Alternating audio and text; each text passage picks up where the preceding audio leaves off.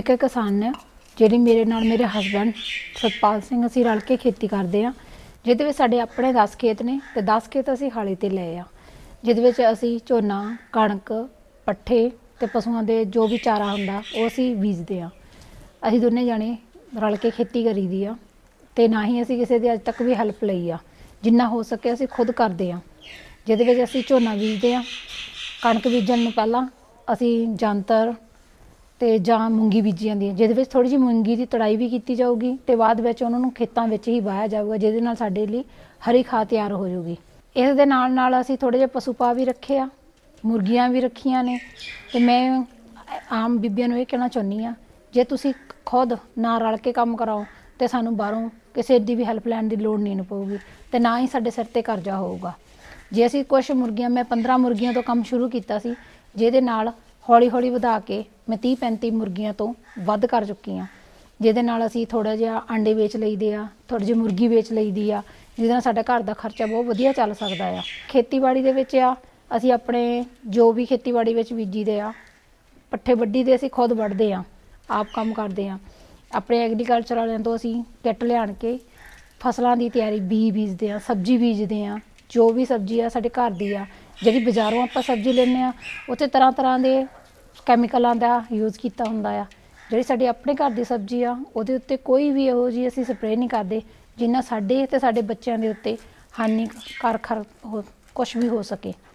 ਅੱਜ ਅਸੀਂ ਇੱਕ ਕਿਸਾਨ ਬੀਬੀ ਕੁਲਵਿੰਦਰ ਕੌਰ ਦੇ ਘਰ, ਜਿੱਥੇ ਕਿ ਇਹ ਖੇਤੀ ਆਪ ਖੁਦ ਕਰਦੇ ਨੇ, ਇਹਨਾਂ ਦੇ ਪਿੰਡ ਆਏ ਹੋਏ ਆ, ਇਹਨਾਂ ਦੇ ਖੇਤ ਵਿੱਚ ਆਏ ਹੋਏ ਆ। ਦੇਖ ਰਹੇ ਆ ਕਿ ਇਹ ਕਿਸਾਨ ਬੀਬੀ ਬਹੁਤ ਹੀ ਵਧੀਆ ਢੰਗ ਨਾਲ ਖੇਤੀ ਕਰ ਰਹੀ ਆ, ਜਿਹਦੇ ਵਿੱਚ ਇਹ ਸਬਜ਼ੀਆਂ ਵੀ ਆਪ ਉਗਾਉਂਦੇ ਆ ਤੇ ਆਪਣੇ ਹਸਬੈਂਡ ਦੇ ਨਾਲ ਖੇਤੀ ਵਿੱਚ ਬਹੁਤ ਸਹਾਇਤਾ ਕਰਦੇ ਆ। ਇਹਨਾਂ ਨੇ ਮੱਝਾਂ ਵੀ ਰੱਖੀਆਂ ਹੋਈਆਂ ਆ ਤੇ ਮੈਂ ਦੇਖ ਰਹੀ ਆ ਇਹ ਬੀਬੀ ਸਬਜ਼ੀਆਂ ਦੇ ਨਾਲ ਗੁਡਾਈ ਵੀ ਆਪ ਕਰਦੇ ਨੇ। ਜਿਵੇਂ ਕਿ ਕੋਈ ਵੀ ਖੇਤੀਬਾੜੀ ਦਫ਼ਤਰ ਤੋਂ ਸਹੂਲਤ ਵੀ ਮਿਲਦੀ ਆ ਨਾ, ਤੇ ਤਾਂ ਵੀ ਇਹਨਾਂ ਨੂੰ ਦਿੱਤੀ ਜਾਂਦੀ ਆ।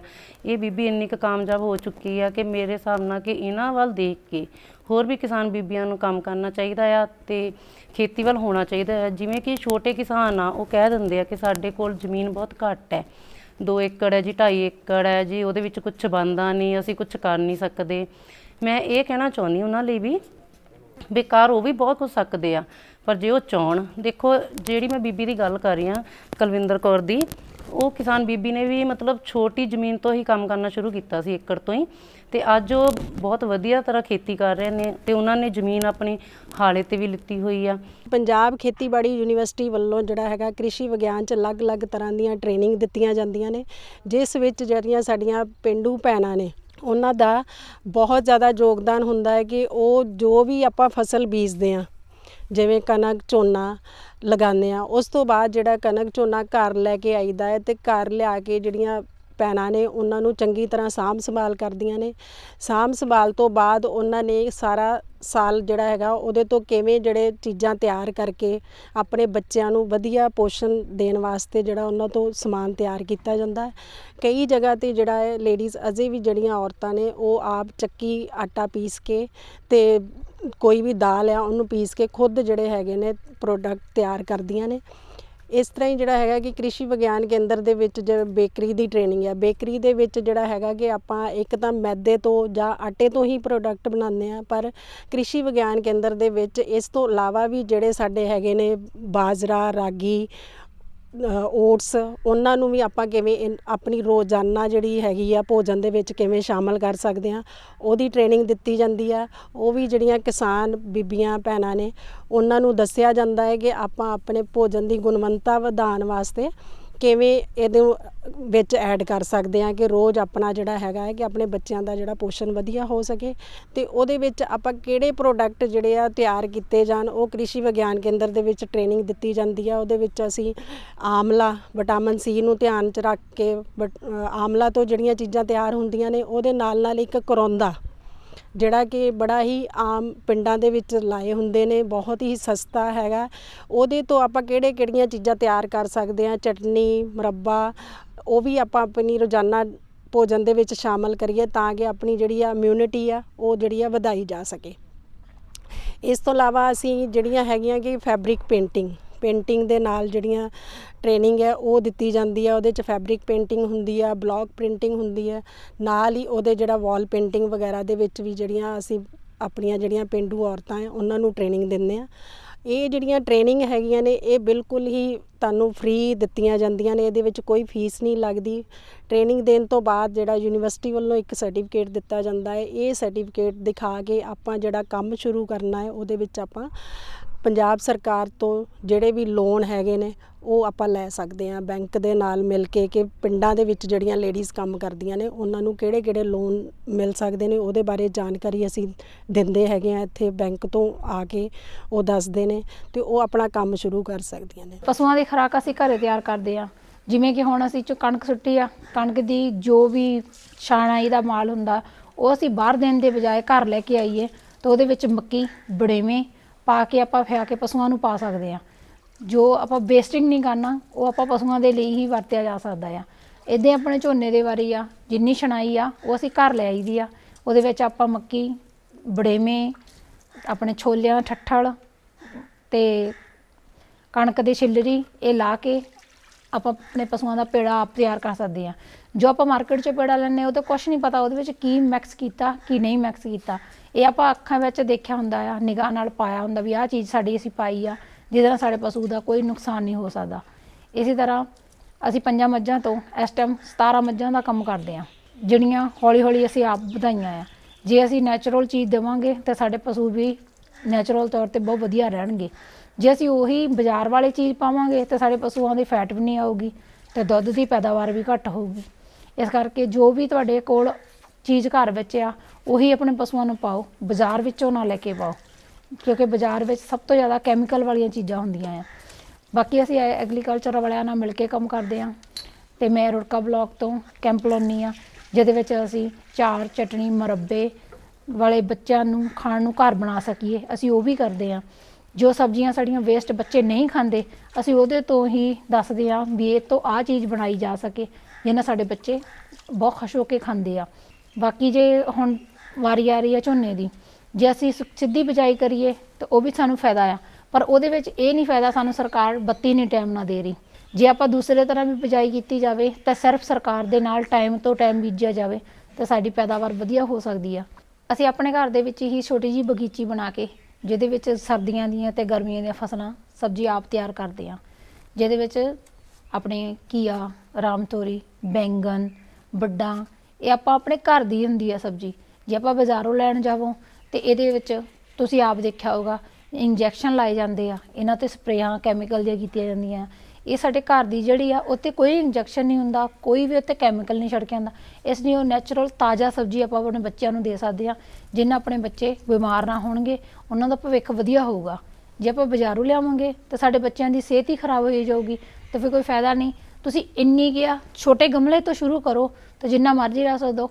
ਇੱਕ ਵੇਲ ਜਾਂ ਇੱਕ ਬੂਟਾ ਆਪਾਂ ਗਮਲੇ 'ਚ ਲਾ ਕੇ ਵੀ ਤਿਆਰ ਕਰ ਸਕਦੇ ਹਾਂ। ਫਿਰ ਸਾਡੇ ਕੋਲ ਨੂਰਮਹਿਲ ਕ੍ਰਿਸ਼ੀ ਵਿਗਿਆਨ ਵਾਲਿਆਂ ਦੇ ਇੱਕ ਸੈਂਪਲ ਟਰੇ ਮਿਲਦੀ ਆ, ਜਿਹੜੇ ਤੁਸੀਂ ਆਪਣੇ ਕੋਠੇ ਦੀ ਛੱਤ 'ਤੇ ਲਾ ਕੇ ਵੀ ਸਬਜ਼ੀਆਂ ਉਗਾ ਸਕਦੇ ਹੋ। ਇਹ ਜ਼ਿਆਦਾਤਰ ਪਿੰਡਾਂ ਵਿੱਚ ਤਾਂ ਥਾਂ ਹੁੰਦਾ ਆ, ਪਰ ਸ਼ਹਿਰਾਂ ਵਿੱਚ ਨਹੀਂ ਹੁੰਦਾ, ਇਸ ਲਈ ਤੁਸੀਂ ਟਰੈਪ ਲੈ ਕੇ ਵੀ ਉਹਨੂੰ ਯੂਜ਼ ਕਰ ਸਕਦੇ ਹੋ। ਇਸ ਲਈ ਸਬਜ਼ੀਆਂ ਘਰੇ ਤਿਆਰ ਕਰ ਸਕਦੇ ਹੋ।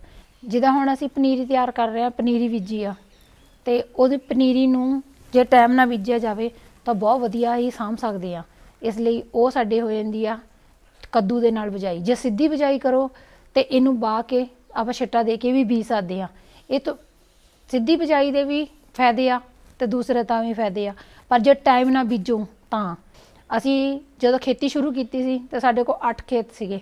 8 ਖੇਤਾਂ ਤੋਂ ਅਸੀਂ 22 ਖੱਤਿਆਂ ਦੀ ਖੇਤੀ ਕਰਦੇ ਹਾਂ, ਜਿਹਦੇ ਨਾਲ ਅਸੀਂ ਆਪਣੇ ਆਪ ਨੂੰ ਦੋਨੇ ਜਾਣੇ ਬਹੁਤ ਸੁਲਝ ਕੇ ਖੇਤੀ ਕਰਦੇ ਹਾਂ। ਲੇਡੀਜ਼ ਹੋਣ ਦੇ ਕਰਕੇ ਮੈਨੂੰ ਥੋੜ੍ਹੀ ਜਿਹੀ ਸਮੱਸਿਆ ਹੁੰਦੀ ਆ, ਜਿਹਦੇ ਵਿੱਚ ਜਿੱਦਾਂ ਖਾਦ ਲੈਣ ਜਾਓ ਜਾਂ ਕੋਈ ਵੀ ਚੀਜ਼ ਟਰੈਕਟਰ ਚਲਾਓ ਜਾਂ ਬਾਈਕ ਚਲਾਓ, ਇਹਦੇ ਨਾਲ ਲੋਕ ਬਹੁਤ ਗੱਲਾਂ ਕਰਦੇ ਆ ਕਿ ਉਹਨਾਂ ਦੀ ਨਹੁੰ ਕਿੱਦਾਂ ਕੰਮ ਕਰਦੀ ਆ, ਉਹ ਜਾਂਦੀ ਆਉਂਦੀ ਆ। ਇਹਦੀ ਸਮੱਸਿਆ ਤਾਂ ਮੈਨੂੰ ਬਹੁਤ ਹੁੰਦੀ ਆ, ਪਰ ਮੈਂ ਬਹੁਤ ਤੰਗੀ ਵੀ ਸਹੀ, ਲੋਕਾਂ ਦੀਆਂ ਗੱਲਾਂ ਵੀ ਸੁਣੀਆਂ, ਪਰ ਨਹੀਂ ਆਪਾਂ ਪਿੱਛੇ ਮੁੜ ਕੇ ਨਹੀਂ ਦੇਖਿਆ, ਅੱਗੇ ਜਾ ਕੇ ਆਪਣਾ ਕੰਮ ਕੀਤਾ।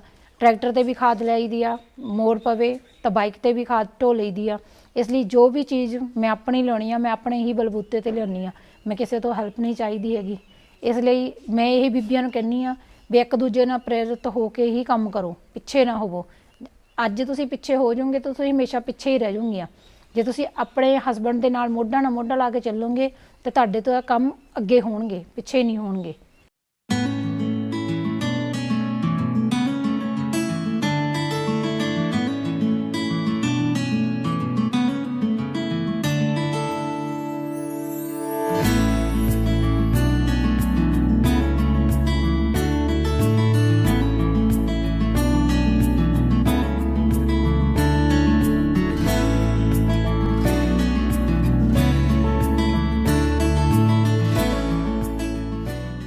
ਮੈਂ ਸਵੇਰੇ 4 ਵਜੇ ਉੱਠਦੀ ਹਾਂ, ਜਿਹਦੇ ਵਿੱਚ ਉੱਠ ਕੇ ਮੈਂ ਪਹਿਲਾਂ ਮੱਝਾਂ ਦੀਆਂ ਧਾਰਾਂ ਚੋਣ ਜਾਂਦੀ ਹਾਂ, ਬਾਅਦ ਵਿੱਚ ਉਹਨਾਂ ਨੂੰ ਪੱਠੇ ਪਾਈ ਜਾਂਦੇ ਆ, ਫਿਰ ਆਣ ਕੇ ਜਿਹੜਾ ਦੁੱਧ ਬਾਹਰ ਨੂੰ ਪਾਉਣਾ, ਬਾਹਰ ਨੂੰ ਜੇ ਡੈਰੀ 'ਚ ਪਾਉਣਾ ਡੈਰੀ ਵਿੱਚ ਪਾਇਆ ਜਾਂਦਾ ਆ, ਫਿਰ ਦੁਬਾਰਾ ਉਹਨਾਂ ਵਿੱਚ ਪਸ਼ੂਆਂ ਵੱਲ ਜਾ ਕੇ ਉਹਨਾਂ ਨੂੰ ਪਾਣੀ ਨਲਾ ਕੇ ਫਿਰ ਮੈਂ ਆਪਣੇ ਬੱਚੇ ਤਿਆਰ ਕਰਕੇ ਸਕੂਲ ਤੋਰਦੀ ਹਾਂ। ਆਪਣੇ ਸਾਰਾ ਹੀ ਕੰਮ ਮੈਂ ਖੁਦ ਕਰਦੀ ਹਾਂ, ਇਸ ਲਈ ਮੈਨੂੰ ਕੋਈ ਬੰਦਾ ਨਹੀਂ ਰੱਖਿਆ, ਅਸੀਂ ਰਲ ਕੇ ਹੀ ਕੰਮ ਕਰਦੇ ਹਾਂ। ਸਾਡਾ ਫੈਮਿਲੀ, ਸਾਡੇ ਬੇਟੀਆਂ, ਮੇਰੇ 2 ਬੇਟੀਆਂ ਨੇ, ਬੇਟਾ ਆ, ਉਹ ਸਾਡਾ ਪੂਰਾ ਸੰਯੋਗ, ਪੂਰਾ ਸਾਥ ਦਿੰਦੇ ਆ, ਹਰੇਕ ਕੰਮ ਵਿੱਚ ਸਾਡੇ ਨਾਲ ਹੈਲਪ ਕਰਾਉਂਦੇ ਆ। ਛੋਟੇ ਬੱਚੇ ਜੇ ਆਪਾਂ ਹੁਣ ਤੋਂ ਹੀ ਉਹਨਾਂ ਨੂੰ ਪ੍ਰੇਰਿਤ ਕਰਾਂਗੇ ਤਾਂ ਆਪਣੇ ਨਾਲ ਉੱਠ ਕੇ ਕੰਮ ਕਰਨਗੇ, ਜੇ ਆਪਾਂ ਉਹਨਾਂ ਨੂੰ ਨਹੀਂ ਠਾਲਾਂਗੇ ਉਹ ਆਪਣੇ ਨੂੰ ਢੀਠ ਹੋ ਜਾਣਗੇ। ਇਸ ਲਈ ਸਾਡੇ ਬੱਚੇ ਸਾਡੇ ਨਾਲ ਜਾ ਕੇ ਸਾਰਾ ਰਲ ਕੇ ਕੰਮ ਕਰਾ ਕੇ ਫਿਰ ਆਪਣਾ ਪੜ੍ਹਨ ਜਾਂਦੇ ਆ। ਮੇਰੇ ਬੱਚਿਆਂ ਦਾ ਤੇ ਮੇਰੇ ਹਸਬੈਂਡ ਦਾ ਮੇਰੇ ਨਾਲ ਬਹੁਤ ਸਾਥ ਆ। ਸ਼ਾਮ ਤੱਕ ਅਸੀਂ ਇੱਦਾਂ ਹੀ ਸਾਰੇ ਜਣੇ ਰਲ ਕੇ ਕੰਮ ਕਰਦੇ ਹਾਂ ਤੇ ਮੈਂ ਆਪਣੇ ਬੱਚਿਆਂ ਨੂੰ ਸਕੂਲ ਤੱਕ ਵੀ ਛੱਡਣ ਜਾਂਦੀ ਹਾਂ, ਸਕੂਲੋਂ ਲੈਣ ਵੀ ਜਾਂਦੀ ਹਾਂ ਤੇ ਮੇਰੇ ਬੱਚੇ ਤੇ ਮੇਰੇ ਹਸਬੈਂਡ, ਅਸੀਂ ਸਾਰੀ ਫੈਮਿਲੀ ਬਹੁਤ ਖੁਸ਼ੀ ਨਾਲ ਤੇ ਰਲ ਕੇ ਰਹਿੰਦੇ ਹਾਂ। ਜਿੱਦਾਂ ਕਿ ਆਪਣੇ ਘਰਾਂ ਦਾ ਪਾਣੀ ਆ, ਜੇ ਸਰਕਾਰੀ ਟੂਟੀ ਲੱਗੀ ਆ ਤੇ ਆਪਾਂ ਜੇ ਕਿਸੇ ਨੂੰ ਕਹਿੰਦੇ ਆ ਵੀ ਤੁਹਾਡੇ ਪਾਣੀ ਚੱਲ ਰਿਹਾ ਜਾਂ ਇਹਨੂੰ ਬੰਦ ਕਰ ਦਿਓ ਤਾਂ ਅਗਲੇ ਕਹਿੰਦੇ ਨਹੀਂ ਜੀ ਅਸੀਂ ਬਿੱਲ ਦਿੰਦੇ ਆ, ਚੱਲੀ ਜਾਣ ਦਿਓ। ਪਰ ਇਹ ਨਹੀਂ ਸੋਚਦੇ ਵੀ ਜੋ ਪਾਣੀ ਵੇਸਟ ਹੋ ਰਿਹਾ ਆ ਉਹ ਛੱਪੜਾਂ ਭਰ ਰਹੇ ਨੇ, ਪਰ ਥੱਲਿਓ ਪਾਣੀ ਤਾਂ ਖਤਮ ਹੋ ਰਿਹਾ ਨਾ। ਇੱਦਾਂ ਝੋਨੇ ਦੇ ਬਾਰੇ ਵੀ ਆ, ਜੇ ਅਸੀਂ ਝੋਨੇ ਦੀ ਫਸਲ ਤੋਂ ਥੋੜ੍ਹਾ ਜਿਹਾ ਹਟ ਕੇ ਥੋੜ੍ਹੀ ਜਿਹੀ ਹੋਰ ਫਸਲ ਦਾ ਤਿਆਰੀ ਹੈ ਤੇ ਆਪਣੇ ਥੱਲੜੇ ਜ਼ਮੀਨ ਦਾ ਪਾਣੀ ਕਦੀ ਮੁੱਕੂਗਾ ਨਹੀਂ। ਜੇ ਇਸੇ ਤਰ੍ਹਾਂ ਚੱਲਦਾ ਰਿਹਾ ਆਉਣ ਵਾਲੇ ਹੋਰ 10 ਸਾਲਾਂ ਤੱਕ ਤੇ ਪਾਣੀ ਦੀ ਇੰਨੀ ਕਮੀ ਆਊਗੀ ਤੇ ਪੀਣ ਯੋਗ ਵੀ ਪਾਣੀ ਨਹੀਂ ਰਹੂਗਾ। ਜੇ ਅਸੀਂ ਇਹੀ ਕਰੀਏ, ਥੋੜ੍ਹਾ ਜਿਹਾ ਝੋਨਾ, ਥੋੜ੍ਹੀ ਜਿਹੀ ਮੱਕੀ, ਥੋੜ੍ਹਾ ਜਿਹਾ ਆਪਾਂ ਜੰਤਰ ਬੀਜੀਏ ਜਿਹਦੇ ਨਾਲ ਰਲ ਕੇ ਇਹਦੀ ਖੇਤੀ ਕਰੀਏ ਸਾਰੇ ਜਾਣੇ ਤੇ ਇਹ ਤੋਂ ਆਪਾਂ ਪਾ ਸਕਦੇ ਹਾਂ। ਸਰਦੀਆਂ ਵਿੱਚ ਸਾਡੇ ਕਣਕ, ਚਟਾਲਾ ਇਹ ਫਸਲ ਹੁੰਦੀ ਆ ਤੇ ਅਸੀਂ ਦਾਲ ਵੀ ਲਾਈ ਦੀ ਆ, ਥੋੜ੍ਹੇ ਜਿਹੇ ਛੋਲੇ ਲਾਈ ਦੇ ਆ ਜੋ ਸਾਡੇ ਘਰ ਵਿੱਚ ਵਰਤ ਹੋ ਜਾਣ, ਜਾਂ ਕੋਈ ਰਿਸ਼ਤੇਦਾਰ ਆ ਉਹਨਾਂ ਨੂੰ ਵੀ ਦੇ ਦਈਦੇ ਆ ਵੀ ਹਾਂ ਬਈ ਤੁਹਾਨੂੰ ਵੀ ਪਤਾ ਲੱਗੇ ਵੀ ਅਸੀਂ ਖੇਤੀ ਕਰਦੇ ਆ ਤੇ ਖੇਤਾਂ ਵਿੱਚੋਂ ਅਸੀਂ ਚੀਜ਼ ਦਿੰਦੇ ਆ। ਬਾਕੀ ਆ ਜਾਂਦੀ ਗਰਮੀਆਂ ਦੀ, ਗਰਮੀਆਂ 'ਚ ਅਸੀਂ ਝੋਨਾ, ਮੱਕੀ, ਥੋੜ੍ਹਾ ਜਿਹਾ ਜੰਤਰ ਬੀਜੀ ਦਾ ਆ ਜੋ ਸਾਡੇ ਹੀ ਘਰ ਵਿੱਚ ਯੂਜ਼ ਹੁੰਦਾ ਆ, ਅਸੀਂ ਉਹਨਾਂ ਨਾਲ ਖਾਣਾ ਪਕਾਉਂਦੇ ਆ। ਫਿਰ ਜਿੰਨੇ ਸਾਡੇ ਪਸ਼ੂਆਂ ਦਾ ਕੋਈ ਤੂੜੀ ਸਾਂਭਣ ਵਾਸਤੇ ਕੰਮ ਆ ਜਾਂਦਾ ਜੰਤਰ, ਉਹ ਸਾਡੀ ਕਿਸੇ ਨਾ ਕਿਸੇ ਚੀਜ਼ ਦੇ ਕੰਮ ਆਉਂਦਾ। ਪਰ ਜੇ ਸਾਡੇ ਕੋਲ ਹੋਊ ਨਾ ਹੀ ਅਸੀਂ ਮੁੱਲ ਲੈਣ ਹੀ ਜਾਵਾਂਗੇ, ਜੇ ਅਸੀਂ ਉਹ ਥੋੜ੍ਹਾ ਜਿਹਾ ਬੀਜਿਆ ਹੋਊ ਤਾਂ ਉਹ ਵਧੀਆ ਚੀਜ਼ ਆ, ਨਾਲੇ ਸਾਡੀ ਜੈਵਿਕ ਖੇਤੀ ਵੱਧਦੀ ਆ ਉਹਦੇ ਨਾਲ, ਉਹਦੇ ਜੜ੍ਹਾਂ ਦੇ ਵਿੱਚ ਜੈਵਿਕ ਖੇਤੀ ਆ ਉਹਦੇ ਨਾਲ ਉਹ ਵੀ ਖੇਤਾਂ ਨੂੰ ਮੂਵਮੈਂਟ ਹੁੰਦਾ।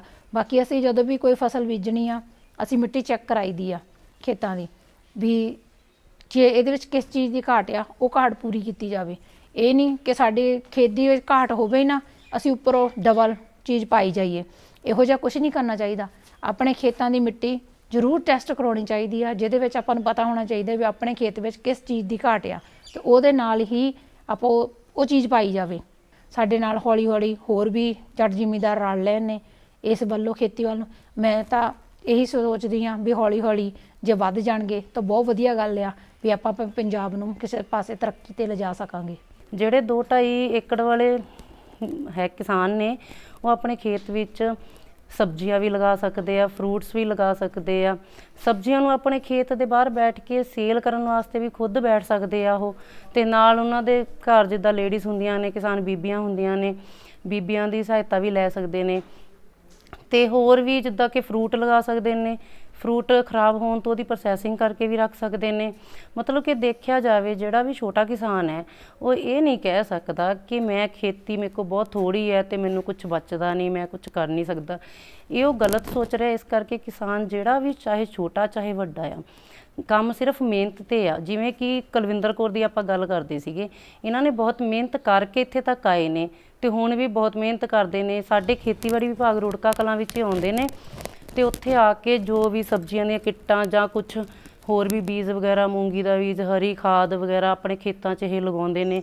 ਮੂੰਗੀ ਦਾ ਬੀਜ ਸਾਡੇ ਕੋਲੋਂ ਜਦੋਂ ਵੀ ਲੈ ਕੇ ਜਾਂਦੇ ਆ ਉਹਦੀਆਂ ਫਲੀਆਂ ਵੀ ਉਤਾਰਦੇ ਨੇ, ਅਤੇ ਬਾਕੀ ਦਾ ਜ਼ਮੀਨ ਵਿੱਚ ਵੀ ਵਾਹ ਦਿੰਦੇ ਨੇ ਕਿ ਨਾਲੇ ਤਾਂ ਦੇਖੋ ਆਪਣੀ ਜ਼ਮੀਨ ਨੂੰ ਹਰੀ ਖਾਦ ਮਿਲ ਗਈ ਹੈ ਨਾ, ਆਪਾਂ ਦਵਾਈਆਂ ਤੋਂ ਹੀ ਦੂਰ ਹੋ ਸਕਦੇ ਹਾਂ ਇਸ ਕਰਕੇ।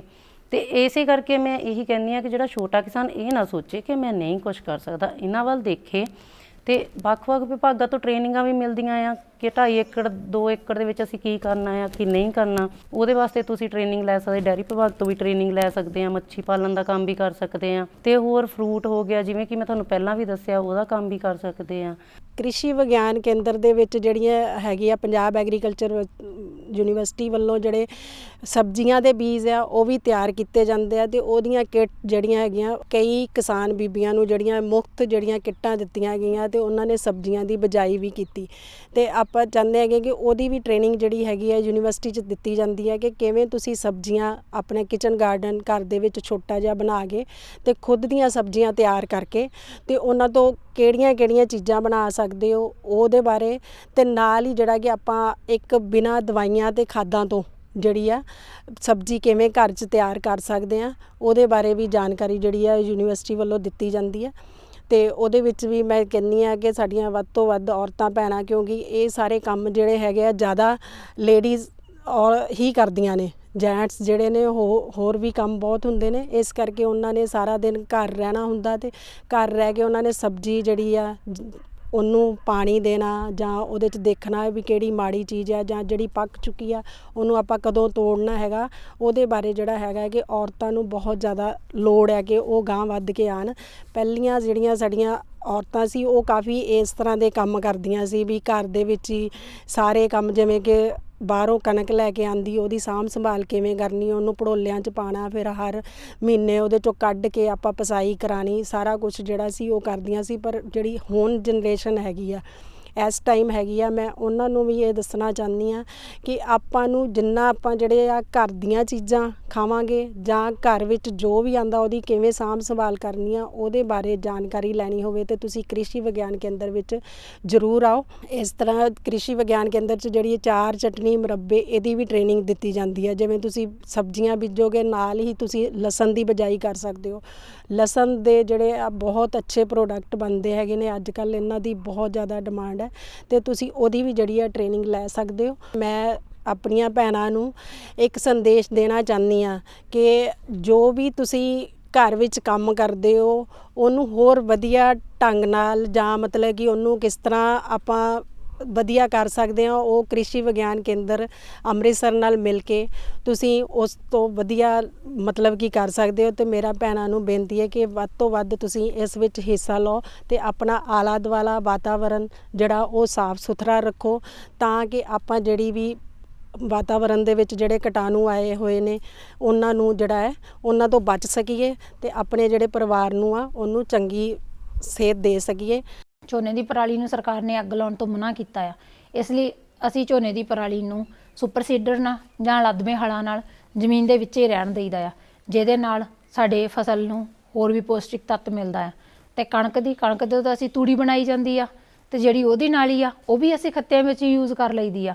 ਜਦੋਂ ਆਪਾਂ ਇਹਨੂੰ ਸੁਪਰ ਸੀਡਰ ਜਾਂ ਰੋਟਾਵੀਟਰ ਨਾਲ ਵਾਹਿਆ ਜਾਂਦਾ ਆ ਤੇ ਰੋਟਾਵੀਟਰ ਦੇ ਨਾਲ ਇਹ ਵਿੱਚੇ ਵੱਢ ਹੋ ਜਾਂਦੀ ਆ ਤੇ ਇਹਦੀ ਕੋਈ ਇੰਨੀ ਦਿੱਕਤ ਨਹੀਂ ਆਉਂਦੀ ਹੈਗੀ ਵੀ ਆਪਾਂ ਨੂੰ ਅੱਗ ਲਾਉਣੀ। ਮੈਂ ਚਾਹੁੰਦੀ ਹਾਂ ਵੀ ਆਪਾਂ ਨੂੰ ਅੱਗ ਲਾਉਣੀ ਨਹੀਂ ਚਾਹੀਦੀ, ਜਿਹਦੇ ਨਾਲ ਆਪਣਾ ਪੰਜਾਬ ਦੂਸ਼ਿਤ ਹੋ ਰਿਹਾ ਆ। ਆਪਾਂ ਇਹਨਾਂ ਨੂੰ ਸ਼ੁੱਧ ਤੇ ਵਧੀਆ ਬੱਚਿਆਂ ਨੂੰ ਹਵਾ ਦਈਏ, ਗੰਦਗੀ ਵਾਲੀ ਹਵਾ ਨਾ ਦਈਏ।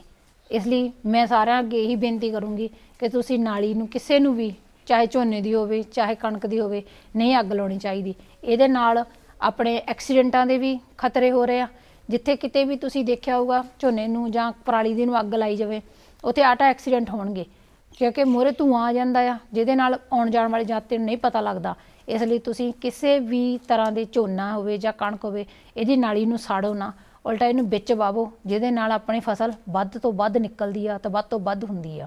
ਦੁੱਧ ਅਸੀਂ ਸਰਕਾਰੀ ਡੈਰੀ ਪਾਉਂਦੇ ਆ, ਜਿਹਦੇ ਵਿੱਚ ਸਾਨੂੰ ਬਹੁਤ ਵਧੀਆ ਫੈਟ ਦੇ ਹਿਸਾਬ ਨਾਲ ਪੈਸੇ ਮਿਲਦੇ ਆ ਤੇ ਅਸੀਂ ਘਰ ਵਿੱਚ ਵੀ ਦੁੱਧ ਦਿੰਦੇ ਆ। ਪਰ ਘਰ ਵਿੱਚ ਦੁੱਧ ਉਹਨਾਂ ਨੂੰ ਆ ਜਿਹੜੇ ਬਹੁਤ ਗਰੀਬ ਬੰਦੇ ਆ, ਜਿਹੜੇ ਸੋਚਦੇ ਜੇ ਆਪਾਂ ਡੈਰੀ 'ਚ ਲੈਣ ਜਾਓ ਤਾਂ ਦੁੱਧ 60 ਤੋਂ 70 ਰੁਪਏ ਮਿਲਦਾ ਆ। ਅਸੀਂ ਘਰਦਿਆਂ ਨੂੰ 50 ਰੁਪਏ ਦੁੱਧ ਦੇਈਦਾ ਕਿਉਂਕਿ ਉਹ ਗਰੀਬ ਆ। ਜਿੱਦਾਂ ਖੇਤੀ ਵਿੱਚ ਅਸੀਂ ਕਣਕ, ਮੱਕੀ ਜਾਂ ਝੋਨਾ, ਸਰੋਂ, ਇਹ ਸਾਡੇ ਵੱਧ ਜਿੰਨਾ ਅਸੀਂ ਘਰ 'ਚ ਰੱਖ ਸਕਦੇ ਆ ਉਦੋਂ ਜਿਹੜਾ ਵੱਧ ਆ ਉਹ ਅਸੀਂ ਜਾ ਕੇ ਮੰਡੀ ਵਿੱਚ ਸੁੱਟ ਕੇ ਆਈ ਦੀ ਆ।